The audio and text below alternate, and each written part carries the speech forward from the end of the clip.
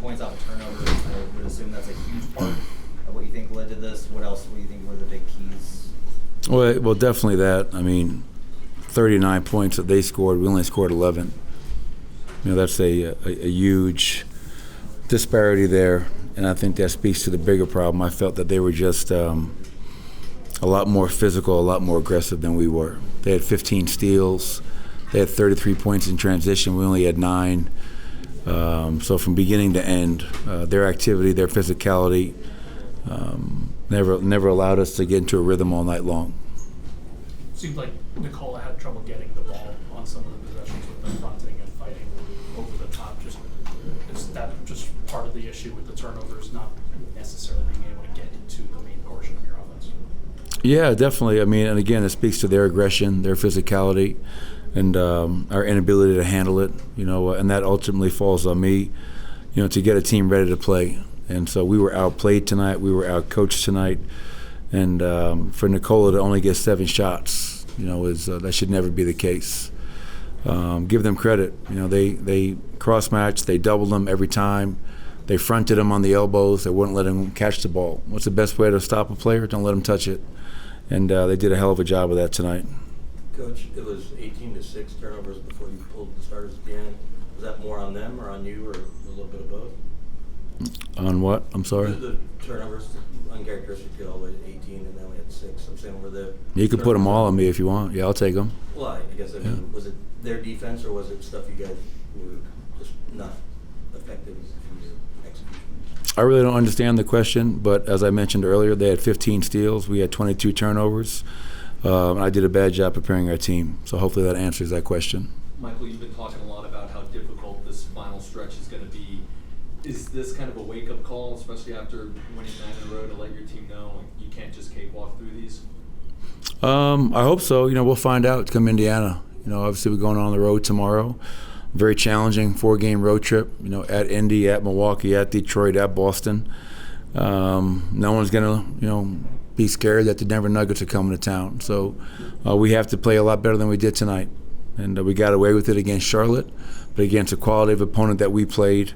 And obviously LeBron, Luka, Reeves, those guys all had great nights. So yes, we have to understand that we cannot just rely upon our offense. We average 128 points a game on a 9-game win streak. Tonight we had 100. So when we're not scoring, we're not making shots, what are we going to do? That's when you have to rely upon your defense.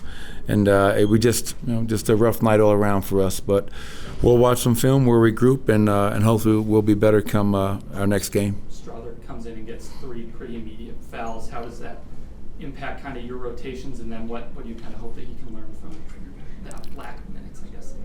Don't foul. Then I put him back out there. Teams are targeting him. Let's just be honest. Julian's out there. They're targeting him. They went back out there, 3 fouls. They put him in a pick and roll. He got his 4th foul right away. So he's just got to be a little bit more disciplined. Show his hands, slide his feet, use his chest. And these are all learning experiences for a young player. Who's, as I keep on saying about Julian, the greatest challenge for any young player is consistency. And Julian Strother was not the only guy. We as a team, from starting with me all the way down, had a very rough night. How about this? When teams coach you guys like that, it feels like Aaron's 3-point shot is important. I guess how encouraging is it just to kind of see the continuation of the growth in that department, and how real do you think it is for the rest of the season? Well, yeah, I think it's real because we're end of February, and since beginning of the season till now, AG has shot the ball really well from the 3-point line. So him to get 24 points, 4 of 7 from 3, 9 of 15 from the field, obviously that was good to see. But when you get your butt kicked at home by that team, there's no silver linings.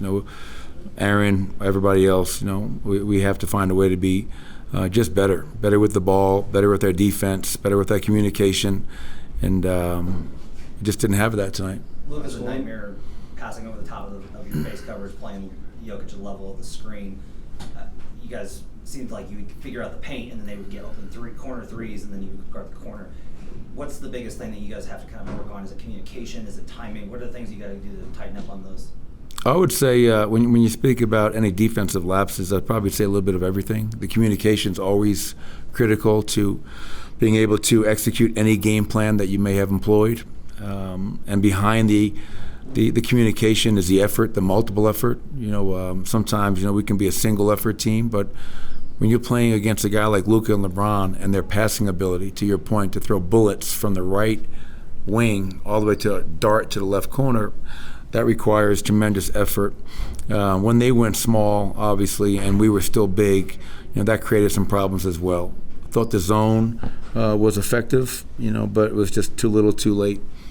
So once again, give the Lakers a ton of credit for coming in here and getting the job done, and we just got to bounce back. Thank you, Coach. Thank you.